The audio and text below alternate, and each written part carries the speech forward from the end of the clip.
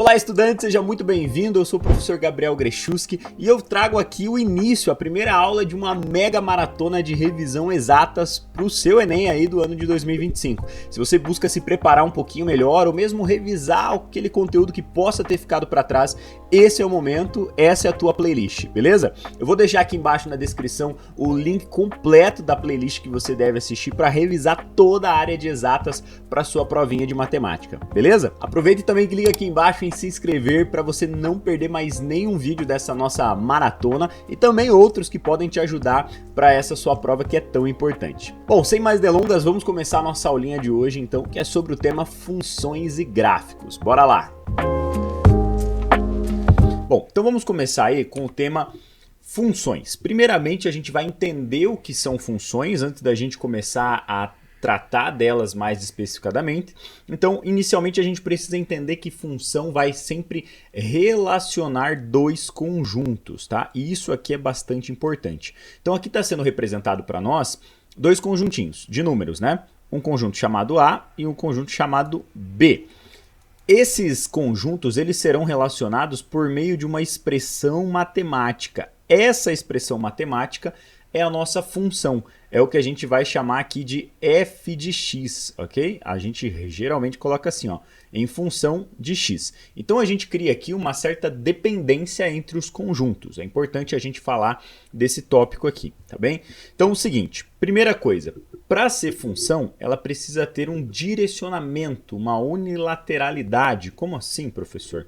Primeiramente, a gente está vendo que as setinhas estão saindo do conjunto A e indo lá para o conjunto B. Nenhuma seta volta do conjunto B em direção ao A. Todas elas vão para o mesmo sentido. Então isso aqui é o que caracteriza para nós um conjunto. É a primeira ideia de conjunto, tá? Outra comparação que a gente tem aqui, outra situação que nós temos aqui. Num conjunto, numa função, na verdade, jamais vai poder sobrar elemento perdido aqui, ó, no grupo de origem, de onde sai a função, ok? Não poderia ter aqui, por exemplo, um número 6 perdido sem ter uma seta ligando lá do outro lado. Isso não pode acontecer. O contrário pode. É possível que sobre elementos lá do outro lado, tá? No conjunto de chegada da função. Por exemplo, aqui a gente está colocando o nosso númerozinho 8, que não tem nenhuma setinha chegando a ele. Beleza? Então essas são algumas condições de existência, depois a gente vai relatar um pouquinho mais sobre algumas outras, tá bem? O que a gente precisa entender aqui é que sempre um número do conjunto de origem, no caso aqui o conjunto A, vai ter um destinatário lá no conjunto B, no caso aqui o conjunto onde está chegando a nossa função, tá? Só para a gente dar nome aqui aos bois, o conjunto de onde sai a função, a gente chama ele de domínio. Okay? Então, se na sua prova aparecer aí essa palavrinha domínio, saiba que é o conjunto de onde sai a função. O conjunto onde chega a função, a gente chama de contradomínio. Vamos colocar aqui, ó, contradomínio.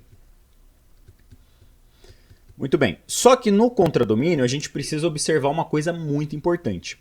Alguns elementos aqui estão sendo relacionados pela função, no caso 3, o 4, o 5, o 6 e o 7. E tem elemento que não é relacionado pela função, no caso aqui o 8. Tá vendo que o 8 está sozinho aqui? O que vai interessar para nós são esses elementos que fazem parte da função. Tá? Então, no caso aqui, esse 8, ele não vai ser importante para nós. Então, dentro do contradomínio, a gente ainda tem um outro grupo que a gente vai chamar de imagem. Imagem. Ok? Então, só para a gente estruturar bem essa primeira parte, nós temos o domínio, o contradomínio e a imagem. Domínio de onde sai a função, contradomínio onde chega a função e imagem são os valores que são pegos ali, digamos assim, pela função dentro do contradomínio, tá? Professor, e esses outros aqui que não fazem parte da imagem, mas que estão dentro do contradomínio? Esses a gente simplesmente ignora, não tem nenhum nome que seja mais relevante para eles, tá? Eles só são chamados de contradomínio mesmo. Beleza? Então é importante a gente estruturar dessa maneira os nossos exemplos a partir de agora. Tá? Então, para a gente entender bem o que vai ser a função, vai ser a relação matemática que vai fazer esse número aqui do A, do domínio, virar o número 3, por exemplo, lá no contradomínio.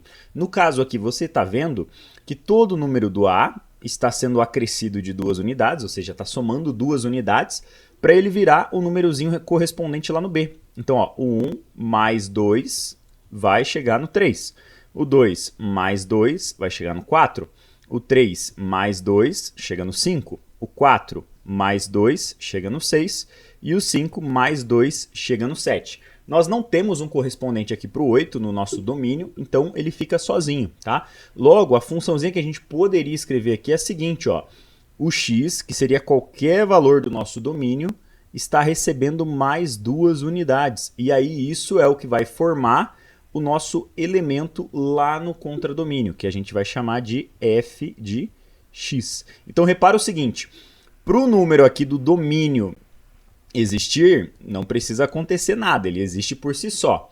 Agora, para o conjunto, para o número dentro do conjunto do contradomínio existir, ele tem uma dependência, ele precisa do elemento lá do A, no nosso caso aqui do domínio. Então é importante que exista o domínio. Existe essa relação de interdependência, ok? Então o B, o domínio, a imagem, é a variável dependente da situação. Já o domínio é a variável independente da situação, ok? Então aqui um resuminho bem rápido sobre o que é função e como que a gente caracteriza ela, tá bem? Vamos lá, vamos pegar um exercício aqui já para a gente praticar um pouquinho disso. Fala o seguinte, para calcular o valor de uma corrida em um aplicativo de mobilidade urbana em determinado horário, é cobrado um valor de R$4. Beleza, R$4 sempre vai ter esse valor. Acrescidos, já vamos começar a montar aqui, ó, R$4. Acrescido passa a ideia para nós de soma de 1,20 por quilômetro rodado. Então 1,20, ou pode ser só 1,2 mesmo, por quilômetro rodado. Esse quilômetro rodado, a gente não sabe quanto que vai ser isso, a gente tem que montar uma conta genérica. Então vamos usar aqui uma variável para isso, né? No caso, uma letrinha x, por exemplo. Então 1,20 vezes x, ok? Quanto pagará um passageiro cujo destino está a 8 km de distância? Muito bem. Então nós sabemos que a função que interpreta isso aqui é essa, ó. O nosso f de x aqui está em relação ao x. Ou seja, para eu montar o preço da corrida, eu preciso saber a distância que eu vou percorrer nessa corrida. Então é importante a gente observar que a distância é o termo independente da situação. No caso, o nosso x. Agora, o preço da corrida é o termo dependente, que vai depender dessa distância. Então, por isso, a gente vai chamar ele de f de x, ou seja, ele está em função do x, ele coexiste pelo x, ok? Então, agora que ficou fácil da gente entender que o 8 aqui no caso seria o x na nossa função, nós só substituímos, ó, f de 8 vai ser igual a 4 mais 1,20 vezes 8. Então, a gente só troca o 8, coloca ele no lugar do x, e aí a gente faz essa conta, tá bem? Então ficaríamos aqui ó, com f de 8 igual a 4, mais, bom, 1 vezes 8 é 8, 0,2 vezes 8 seria 1,6, então nós teríamos 9,6 aqui, correto? Soma com 4 e nós teríamos uma função de 8, aqui né, 8, como sendo igual aqui a 13,60. Então custará para esse passageiro R$13,60 aí para fazer essa corrida, tá? Para pagar esse deslocamento dele aí, beleza? Então, de novo, a gente tem essa relação de preço, vamos colocar aqui um grupinho, né? O preço da corrida sendo dependente aí, vamos colocar aqui do ladinho, ó, da distância, né, em quilômetros. Então, os quilômetros aqui têm um preço relacionado para eles lá do outro lado. Então, quilômetros são o domínio, e os preços ali, né, recebem o conjunto da imagem, beleza? Eu quero interromper a sua aula agora só um minutinho para te dizer que os materiais dessa aula estão disponíveis para você aqui embaixo no link da descrição, para você poder baixar na íntegra todos esses materiais que eu estou usando aqui. Além disso, tem um material exclusivo para você que quer revisar as fórmulas de áreas e de volumes para a tua provinha do Enem. Então corre lá e garanta o seu material, ele é totalmente de graça, é só você clicar no link e baixar o seu material. Valeu? Boa aula aí, hein? Bom, vamos tratar aqui agora de um ponto bastante importante que são os gráficos, a parte visual. O Enem adora gráfico e adora te trazer informações presentes em gráficos. Para a gente compreender bem essa parte, nós precisamos entender o que é um plano cartesiano antes de mais nada, tá? Plano cartesiano proposto por René Descartes fala o seguinte, ele secciona aqui o nosso espaço como um todo em 4 partes, em 4 quadrantes, ok? Sendo enumerados no sentido anti-horário, começando por esse aqui, ó. Esse seria o primeiro quadrante, aí nós temos o segundo quadrante, terceiro quadrante e o quarto quadrante, assim. Muito bem, o que nós precisamos entender é que o plano cartesiano ele é formado por duas retas numéricas. O que é uma reta numérica? Muito bem, uma reta com número, simples, né? Muito bem. Para nós aqui entendermos, vamos olhar somente para o x. O x ele não tem um começo nem um final, ele é infinito para os dois lados, garanto isso através dessas setinhas que são colocadas aqui nele, ok? Mas ele tem um meio. O meio dele aqui vai ser, no caso, o nosso zero, ok? Para a direita, números positivos, para a esquerda, números negativos, beleza? Pegando essa mesma reta, dando um Ctrl+C, Ctrl+V nela e colocando ela na vertical, nós formamos o eixo Y, ok? Para cima, então, valores positivos, para baixo, valores negativos. E o zero do Y está bem nessa posição aqui, ó. Beleza? Só para título de curiosidade, x e y nós chamamos de abscissa e ordenada, tá? Então, se aparecer em alguma questão aí essa palavrinha abscissa, saiba que é o eixo x do plano cartesiano, o eixo horizontal. E se aparecer ordenada, é o eixo vertical do plano cartesiano, no caso, o eixo y, ok? O que nós precisamos fazer aqui de análise é o seguinte. No primeiro quadrante, pensando no esquema de par ordenado, ou seja, nós precisamos de coordenadas para formar aqui um ponto específico no plano cartesiano. Vamos montar esses valores aqui, ó. Nós precisamos cruzar informações para chegar num valor específico, ok? Por exemplo, para chegar nesse ponto aqui, ó, eu vou cruzar a informação de 2 do x, aqui, com 2 do y. Ó, e aí a gente chega nessa informação, tá? Nesse ponto aqui específico do plano cartesiano. Observe que no primeiro quadrante aqui, nós vamos ter uma coordenada para x que é positiva. Olha aqui, ó, do zero para frente, do zero para a direita, nós teremos valores positivos para o x. E para o y também positivos, ó, de cima para baixo, né? Quer dizer, de baixo para cima, nós vamos ter aí também valores positivos. Já no segundo quadrante aqui, a coisa muda um pouquinho, olha só. O nosso y continua positivo. Lembra que sempre no par ordenado o esquema é primeiro x, depois o y, tá? Então aqui nós vamos ter um y ainda positivo, só que o x agora se torna negativo. Ó. Todos os valores do x aqui nesse quadrante são negativos. Ó. Menos 1, menos 2, menos 3, menos 4, menos 5. No terceiro quadrante, muda mais um pouquinho de novo. Ó. No terceiro quadrante agora o x ainda é negativo e o y também se torna negativo. Olha aqui, ó, todos os valores do y são negativos. No quarto quadrante, aí nós temos novamente uma pequena mudança. O x é positivo, ó, todos os valores do x aqui para frente são positivos, mas para o y ainda são negativos. Então, o que a gente consegue resumir disso aqui é o seguinte. No primeiro quadrante, x e y são positivos. No segundo quadrante, x é negativo, y é positivo. No terceiro quadrante, os dois são negativos. E no quarto quadrante, x é positivo e y é negativo. Professor, para que isso vai me ajudar? Se em algum momento você tiver um ponto, imagina que o texto está trazendo para você alguma informação e ele coloca isso aqui para você de informação, ó, esse ponto, menos 3 e 4. Eu sei que o x dele é negativo e o y dele é positivo. Ora, pois, isso aí acontece no nosso segundo quadrante, tá?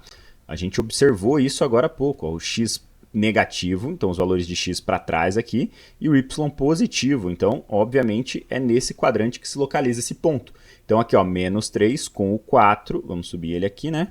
Nós temos esse ponto marcado bem aqui, ok? Então só para a gente conhecer um pouquinho mais do plano cartesiano e entender como que as funções vão se organizar dentro do plano cartesiano. Porque sim, as funções têm essa projeção, digamos assim, geométrica, né? Esse desenho delas no plano cartesiano em si, ok?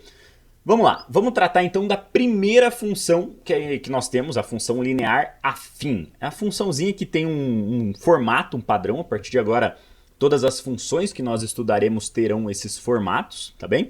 Então, essa funçãozinha tem esse formato aqui, ó, f de x igual a ax mais b. Muito bem, você viu anteriormente aí que o x na nossa função serão todos os valores do domínio, né? Do domínio da função, ou seja, do grupo, do conjunto onde sai a função.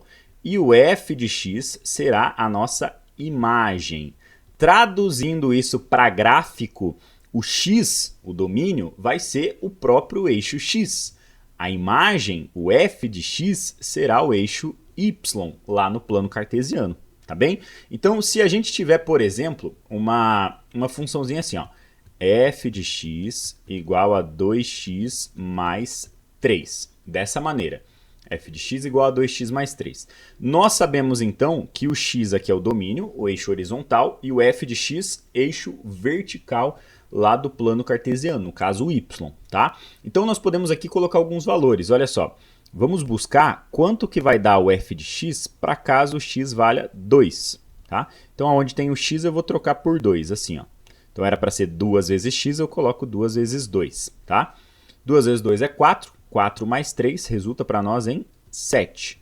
Portanto, quando o x vale 2, o y, ou seja, o f de x, vai resultar em 7. Eu tenho, portanto, a formação de um par ordenado, ó, o x valendo 2 e o y valendo 7. Com isso aqui, eu consigo ir lá no plano cartesiano e posicionar esse ponto no plano cartesiano. Por exemplo, eu posso fazer aqui, ó, vamos colocar o plano cartesiano aqui bonitinho, ó. Eu vou dar uma evidência maior aqui só para o primeiro quadrante, porque os dois valores são positivos, tá? Vamos montar uma pequena escala aqui, ó. Vamos supor que o 2 fosse aqui, e sei lá, o 7 fosse aqui em cima, tá? Onde estaria esse ponto 2 e 7? Estaria aqui em cima, ó, nessa intersecção dos dois, tá? O ponto que, sei lá, a gente pode chamar de A, por exemplo. Lembrando que aqui é x e aqui é y. Beleza? Então é assim que a gente consegue montar as funções. E por que o nome é função linear? Porque no plano cartesiano vai formar uma linha reta, tá? Vai formar uma retinha lá no plano cartesiano. Então se eu pego, vamos aproveitar essa funçãozinha aí, ó. F de x igual a 2x mais 3. Se a gente observa essa funçãozinha aqui, a gente pode determinar para ela dois pontos. Ó. Vamos fazer duas contas aqui, bem facilzinhas. Vamos colocar 0, 2 vezes 0 mais 3. E depois, do ladinho aqui, vamos fazer uma outra continha. Vamos colocar o número 1 aqui, sei lá. Deixa eu só apagar isso aqui.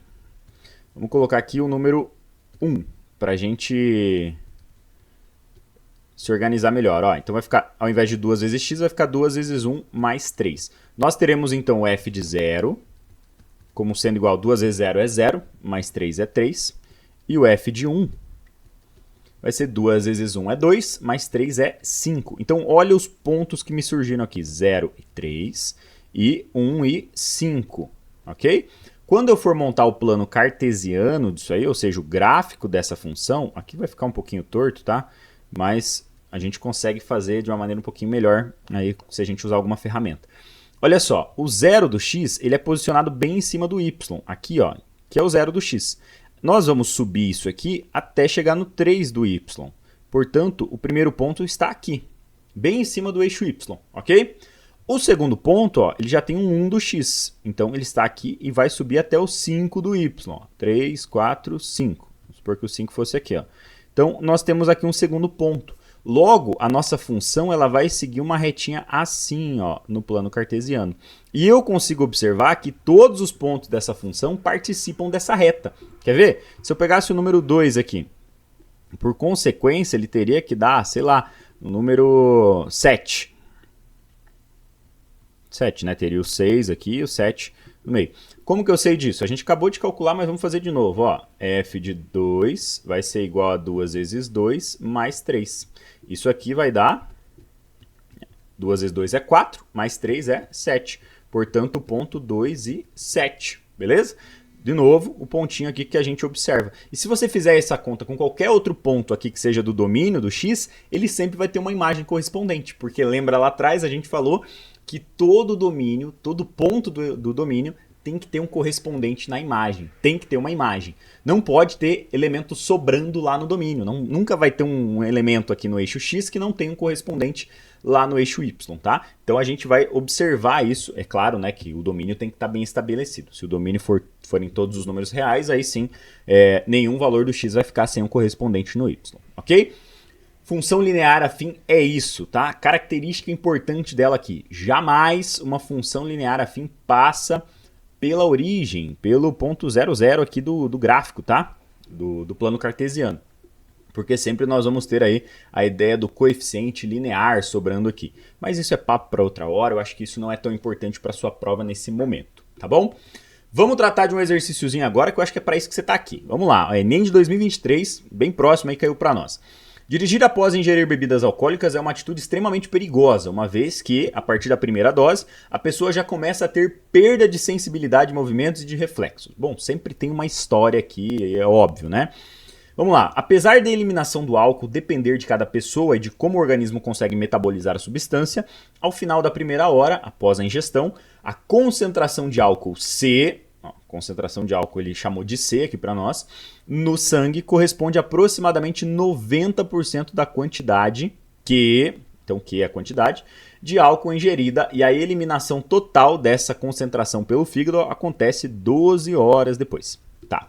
Nessas condições, ao final da primeira hora, após a ingestão da quantidade, vamos colocar aqui, final da primeira hora, após a ingestão da quantidade Q de álcool, a concentração C dessa substância no sangue é expressa algebricamente por...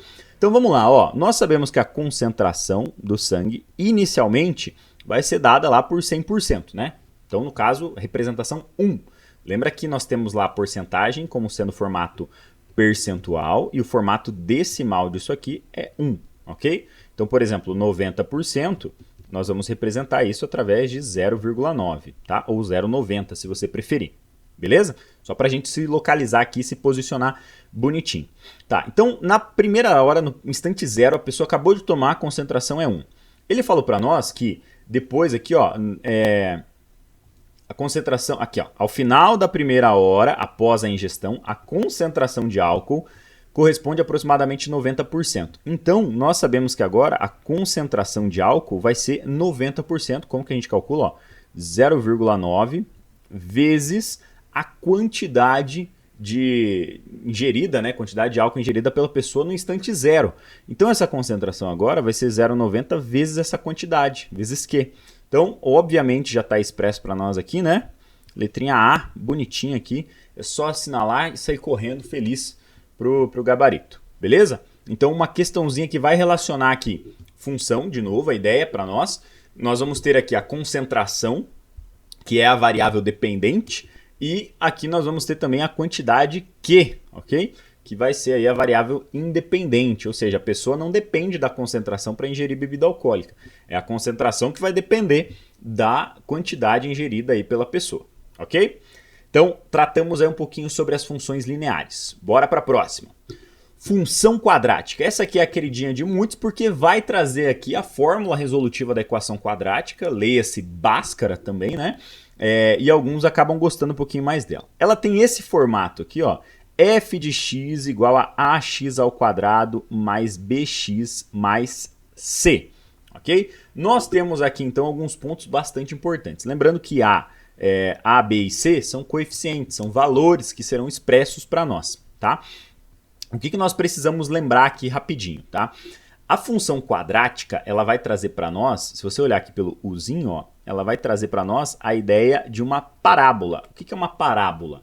É uma curva que tem um eixo de simetria. Imagina isso aqui, uma curva e um eixo de simetria. Ou seja, tem um ponto dela que torna o lado esquerdo um reflexo do lado direito. Então, isso aí é o eixo de simetria.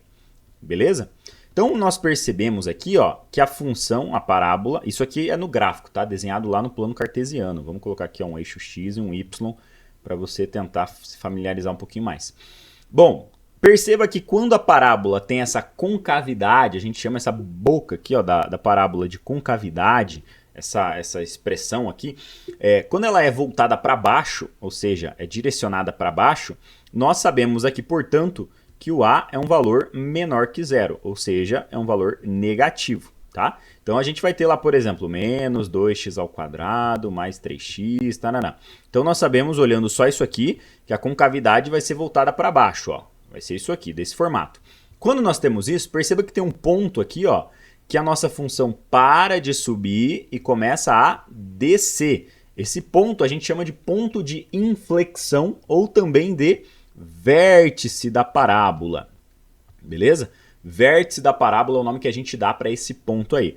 Da mesma forma, se nós tivermos aí uma parábola com a concavidade voltada para baixo, vamos desenhar outra aqui, assim a parábola, nós vamos observar aqui que a concavidade está voltada agora para cima, né? para cima. Portanto, nós sabemos que o A é um valor maior que zero, ou seja, é um valor positivo. Ok? E nós, de novo, nós temos aqui um ponto onde a função para de descer e começa a subir. De novo, esse aí é o nosso vértice da parábola, ou chamado também de ponto de inflexão, ok? De qualquer maneira, o que nós vamos precisar lembrar aqui desse tipo de função são essas regrinhas gerais. Ó, gera uma parábola no plano cartesiano, o A vai definir a concavidade da parábola, então se for para cima ou para baixo. Tem até uma brincadeirinha que fala o seguinte, ó, se o A for maior que zero, ou seja, se ele for positivo, nós geramos uma parábola com a concavidade voltada para cima, ó, ou seja, a gente fica feliz. Olha só, se o A for um número menor que zero, ou seja, um número negativo, a concavidade é voltada para baixo, nós ficamos tristes. Olha só que interessante. É meio ridículo isso aqui, mas te ajuda a lembrar bastante na hora da prova, né? Pois bem, as coordenadas do vértice são calculadas aqui por essas formulazinhas. Então, a coordenada x do nosso vértice é calculada por menos b dividido por 2a. Que a e que b é esse, professor? São os valores aqui da nossa parabolazinha, ó, desse cara aqui, tá?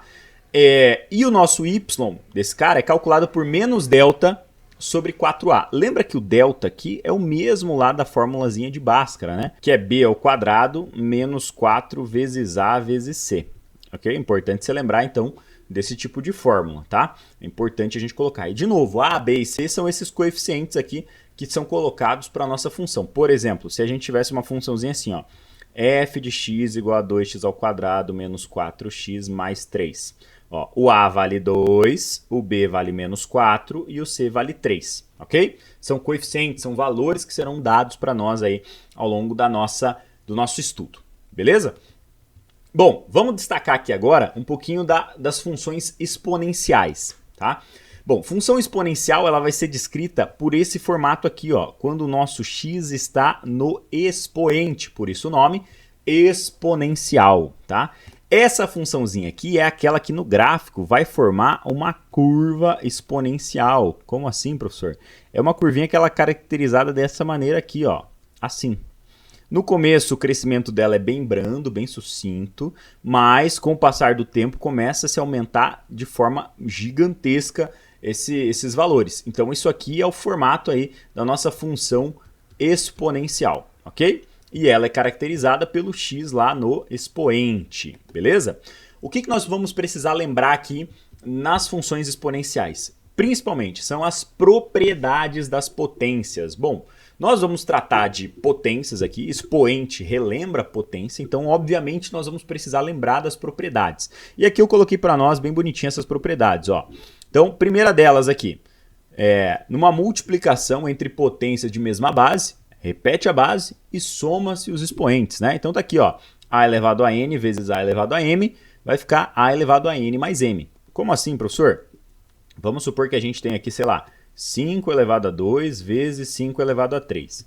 Perceba, ó, que as duas bases são 5. Então a gente vai manter essa base e vai somar os expoentes, né? 2 mais 3. Quanto que vai dar isso aí? 5 elevado a 5, beleza? Essa é a nossa primeira propriedadezinha.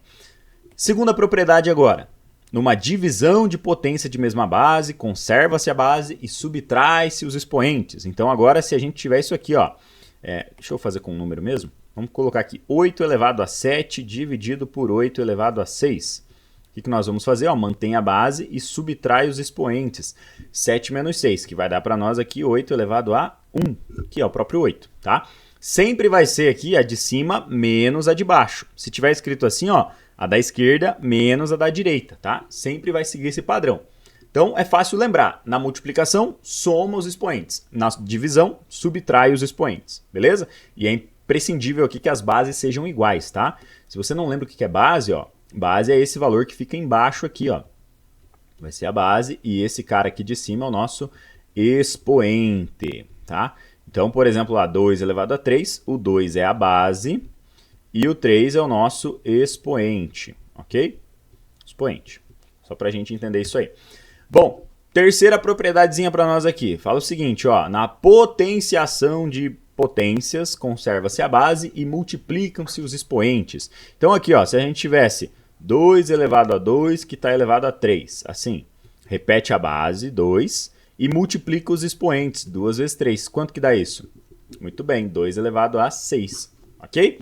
É assim que vai ficar. Isso aqui é bastante útil caso você tenha, sei lá, alguma coisa assim, ó, 2 elevado a 4x, por exemplo. E aí você sabe que 2 elevado a x é, sei lá, vamos colocar aqui um valor aleatório, 8, tá? Vamos supor.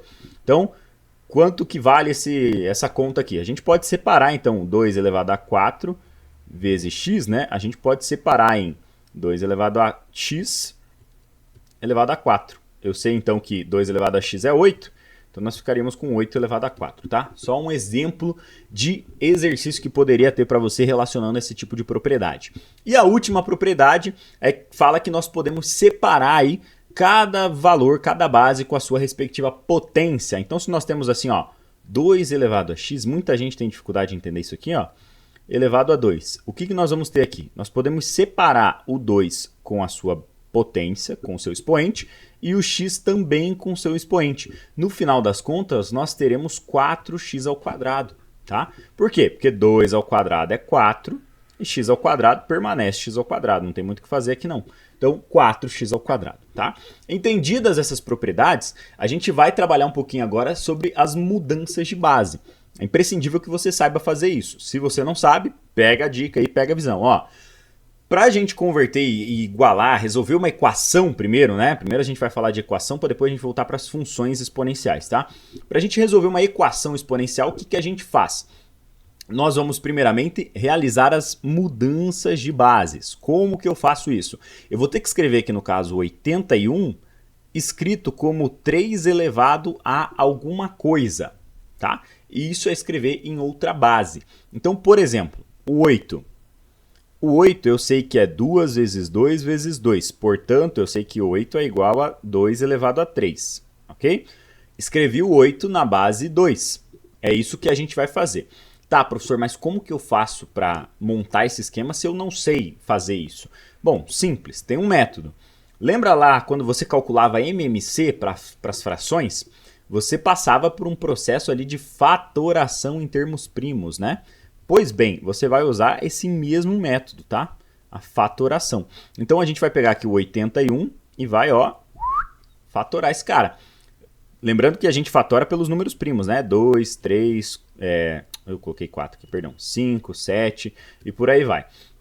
Vamos começar aqui primeiro pelo 2. Para ser divisível por 2, tem que ser par. Esse cara aqui não é par, então não dá por 2. Para ser divisível por 3, a soma dos algarismos tem que ser um número divisível por 3. Então 8 mais 1 é 9. 9 é divisível por 3. Então dá para dividir 81 por 3. Quanto que é? Muito bem, 27. Agora a gente começa a mesma história. O 27 dá para dividir por 3 de novo? Olha lá, ó, 2 mais 7 é 9. Então ainda dá para dividir por 3. Que vai dar quanto? Excelente, 9. O 9 a gente sabe que dá para dividir por 3, vai dar 3. O 3 é divisível por 3, dá 1. Ok? Chegou no 1, você vai contar quantos 3 você chegou aqui, ó, 4. Então eu sei que o nosso 81 aqui, ó, é a mesma coisa que 3 elevado a 4. Bom, chegou nas bases iguais, ó, corta, passa a faca aí nessas bases iguais. O que vai sobrar? X igual a 4. Resolvemos então a nossa equação exponencial. Então esse lance da fatoração aqui, ó, ele te ajuda bastante em muitas áreas. Eu sempre falo para os meus alunos, fatoração é tudo numa prova de Enem ou de vestibular. Você usa para simplificar radical, você usa aqui para resolver equação exponencial, então é bastante útil para você saber fatoração. Beleza? Bom, vamos avançar aqui então. Um exemplozinho de função exponencial aí para nós. O Sindicato dos Trabalhadores de uma empresa sugere que o piso salarial da classe seja de R$ 1.800. Ok, 1.800. Vamos circular essa informação aqui, que vai que a gente precisa dela daqui a pouco. Propondo um aumento percentual fixo por cada ano dedicado ao trabalho. Ok. A expressão que corresponde à proposta salarial S em função do tempo de serviço T em anos é, olha lá a funçãozinha, ó, S de T é igual a 1.800 vezes 1,03 elevado a T. Beleza, então seguindo, de acordo com a proposta do sindicato, o salário de um profissional dessa empresa com 2 anos de tempo de serviço terá em reais, será, né, em reais. Então, bom, a gente vai só usar a função, então S de T, o T é o tempo, no caso aqui, é 2, né, ó. Cadê? Ele falou aqui em cima para nós que o T é em anos, né? Então é importante isso, olhar as unidades aí de conversão, porque às vezes é em meses e aí ele traz em anos aqui como uma pegadinha, tá? Então fica esperto aí, ó. Ou seja, o salário após 2 anos vai ser então 1.800 vezes 1,03 elevado a 2, tá? Se eu não me engano, o exercício trouxe essa informação aí de quanto que é 1,03 elevado a 2, tá? Mas eu vou colocar aqui direto para nós então. O valor vai ser de 1,0609, assim, ok?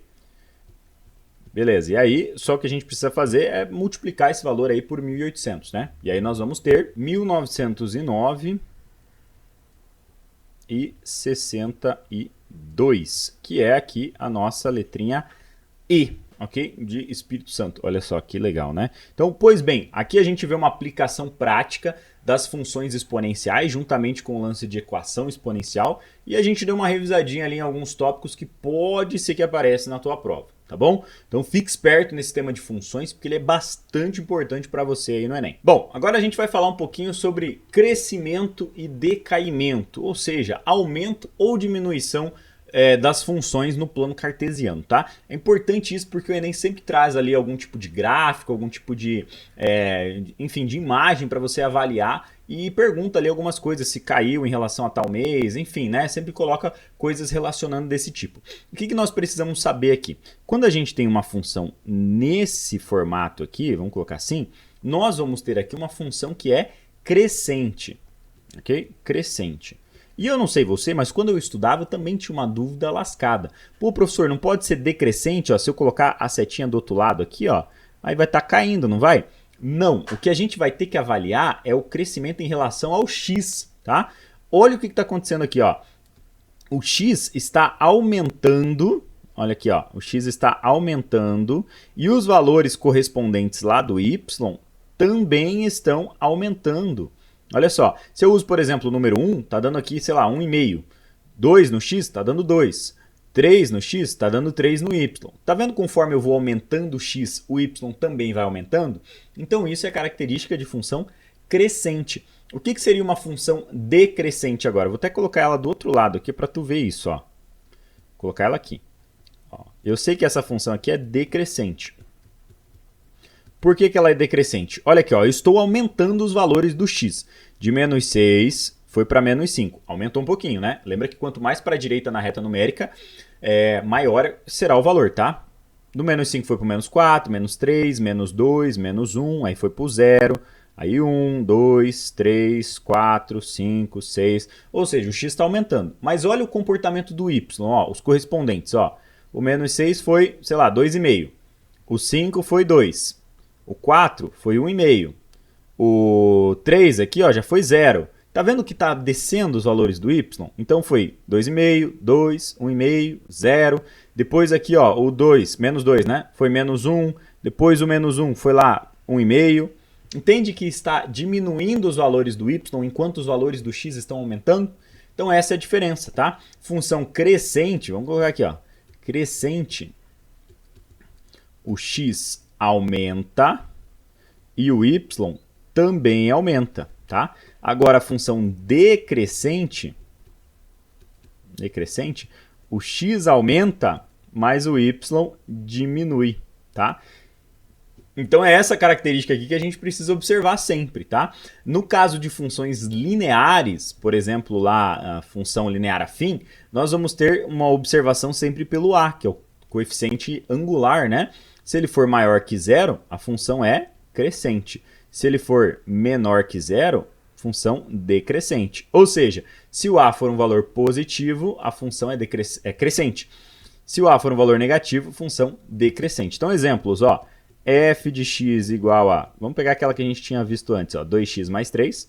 Olha aqui o a, ó, valor positivo, então crescente. Só de olhar para a função eu já sei que ela é crescente, não preciso nem fazer o gráfico. Agora essa aqui, ó, menos 5x, opa, faltou um igual aqui, menos 5x mais 8, ó, função decrescente, tá? Cuidado que pode ser, alguns vestibulares já vi fazendo isso, ó, colocar uma pegadinha aqui para você, assim, ó. Olha aqui, e aí? Quem é o a aqui? Não é o 8, é o menos 5, tá? É importante a gente observar que isso aqui ainda é decrescente. O formato da nossa funçãozinha linear é esse aqui, ó, f de x igual a ax mais b. Perceba que o a é o númerozinho que vem junto com o x. Então, no caso aqui, não interessa a posição dele, se ele é o primeiro ou o segundo a aparecer. Importa é que ele está do lado do x, ou seja, ele está junto com a nossa variável, tá? Isso que é importante da gente observar. Então, isso aí é função crescente e decrescente, só para a gente poder ter também algumas análises um pouco mais aprofundadas aí. Vamos lá, um pouquinho sobre taxa de variação, que o Enem também gosta muito de fazer isso. O que é taxa de variação? Se você estuda física, você vai lembrar que a taxa de variação é dada lá pela letrinha delta e sempre é calculada assim, ó, final menos inicial. Sempre é colocado assim. Aqui também vai ser a mesma coisa, tá? Vamos supor aqui, por exemplo, que nós tivéssemos, sei lá, o número 3 aqui, 4, 5, 6, 7, 8 e 9 aqui, ok? E aqui nós tivéssemos o 3 e aqui o 6, tá? Olha o que a gente vai observar aqui. Vamos supor que aqui fosse, sei lá, anos e aqui fossem milhões, tá? Olha o cenário que eu vou construir aqui, se não parece muito Enem.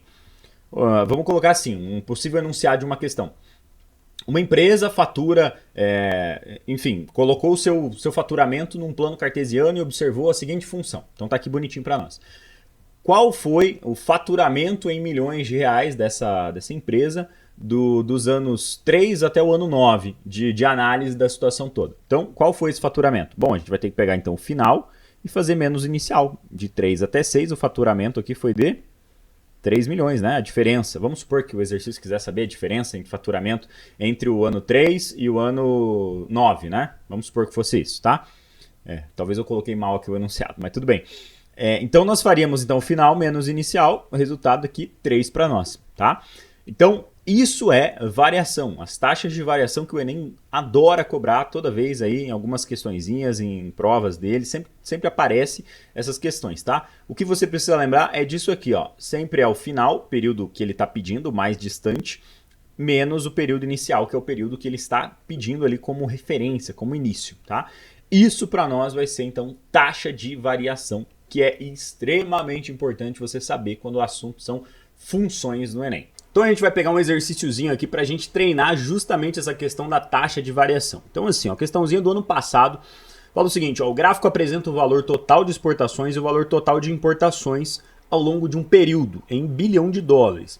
O saldo de balança comercial brasileira é dado pelo valor total de exportação menos o valor total de importação. Então olha aqui, ó, valor de exportação menos importação. É importante a gente destacar isso, tá?